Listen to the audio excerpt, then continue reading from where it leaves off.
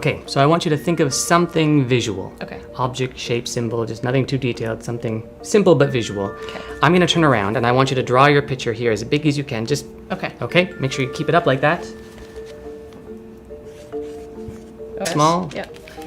And then you're looking at a big movie screen and pretend you could see it in front of you and hold your hand like this. Right. So, I'm gonna start moving your hand all over the place. Okay. Okay? Don't guide me. I will guide you. I'm just will gonna not try and guide go you. for this. Just pretend you're looking at your picture. That's all you have to do. Start talking. Don't answer. Just let me work through this. Okay. More like that and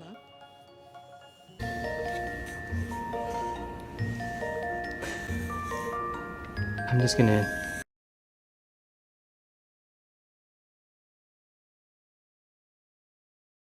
Don't look yet. I'm not looking. Before you look, nice and loud, you can tell me, what were you thinking? I was a cloud. A cloud. Yeah. That's incredible. Nicholas Wallace is a Canadian illusionist who describes himself as a master of subtle illusion and manipulation. He gained wide recognition in 2019 when he appeared on the television show America's Got Talent, where he shocked, scared, and amazed both the judge and the audience. Nicholas Wallace performed this trick on his audition on season 40 of the TV show America's Got Talent. He starts by telling a story about a square rocking chair which is haunted. I'm Nicholas Wallace, and tonight I will be attempting to contact the other side. Now, do you believe in ghosts? People have stories in history, but also things have a story. Most people believe that the Quinty Hotel was haunted, but they were wrong. It wasn't the hotel. It was an inconspicuous piece of furniture. Right the way back, sit right back there, perfect. Sit right back in the chair like that. Hold your arms up like this. Take a deep breath in and out, just your arms there. Perfect. Just gonna tip your head forward a little bit. Connection. You're going to very slowly raise your right arm into the air.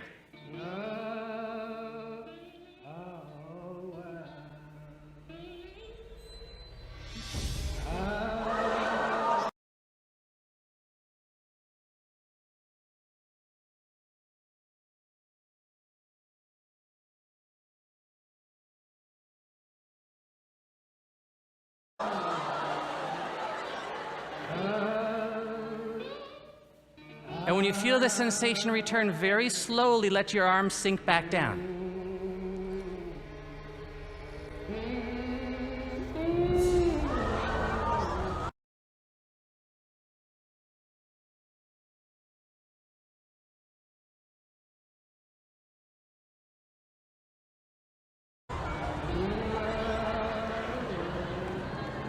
Raise your hand if you can feel this.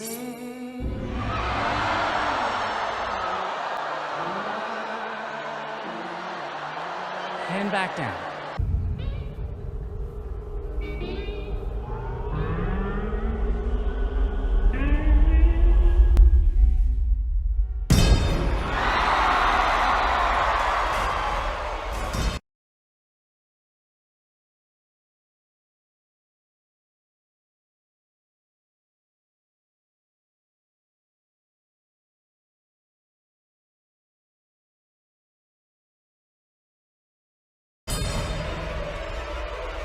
Hand back down.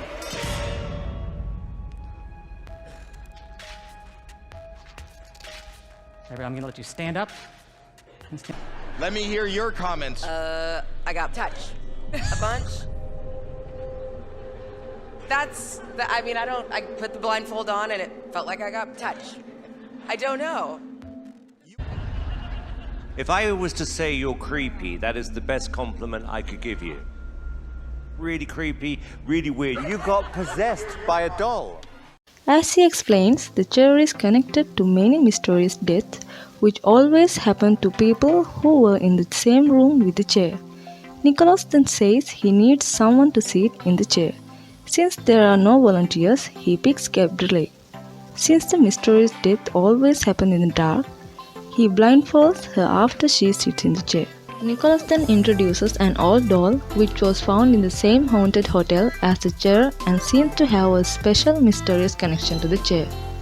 He then tells Gabrielle to lift her arm when she feels a certain sensation. He lifts the doll arm up, and at the same moment, Gabrielle also lifts her arm. He then lowers the doll arm and Gabrielle also lowers the arm. What on earth is going on? But it gets even scarier. Nick tells Gabrielle to raise her hand when he touches her. He never touches her, but he does touch the doll. And miraculously, even time he touched the doll, Gabrielle immediately raised her hand. How did he do it? The first thing you need to understand is that no actual magic or supernatural forces were involved in this performance. This was a just very good magic trick, that's all. In this illusion, Nicholas uses a well-known magic technique called dual reality. The core of this technique is this: what the spectator actually experiences and what the audience thinks the spectator experienced are two different things. In this case, the difference is in the location of the touch. The audience assumes that Gabrielle felt the touch on exactly the same spot as Nicholas touched on the doll. Since he obviously didn't touch her there, we assume that a magical connection between the doll and Gabrielle was established. However, what really happened is that Gabrielle felt the touch somewhere else. It is impossible to tell where exactly, but it was probably somewhere on her back, which is not visible to the audience. So what touched her there? Again, we cannot be certain, but there is some sort of a device somewhere inside the pillow. Nicholas probably has a remote controller inside the doll, which he can secretly press and trigger the device which then touched Gabrielle. And so we get dual reality. Gabrielle doesn't know what the audience sees, and the audience doesn't know what Gabrielle feels. Nicholas uses the discrepancy to convince the audience that something magical is taking place, but it is a just simple trick. Ella, you can have a seat right here. And Ben, I'm going to let you have a seat right here. So what I'm going to do is I'm going to attempt to put these guys into a state of mind that will allow them both to be open to these suggestions in one another. So you're not going to be hypnotized or anything like that, just a more relaxed state of mind. So I'm going to get this. And I want you to be very aware of any sensations that you might feel. Whether it's a hot sensation, a cold sensation, a tickling sensation, a touching, a poking, anything at all. I'm not going to speak now until it happens.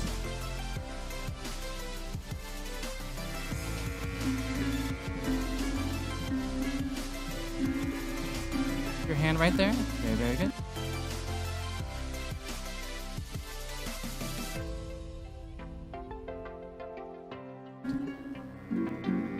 And when you feel this sensation return, very slowly let your arms sink back down. Wait.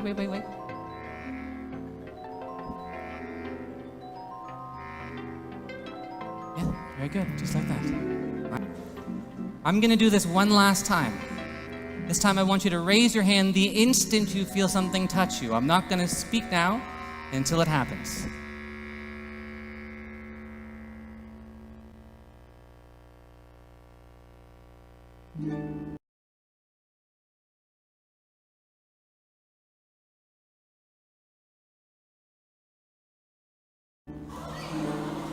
Slowly let your arms back down.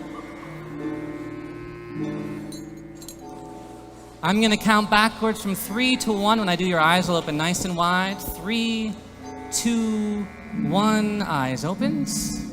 And you guys have no idea what just happened. It was pretty cool, I think.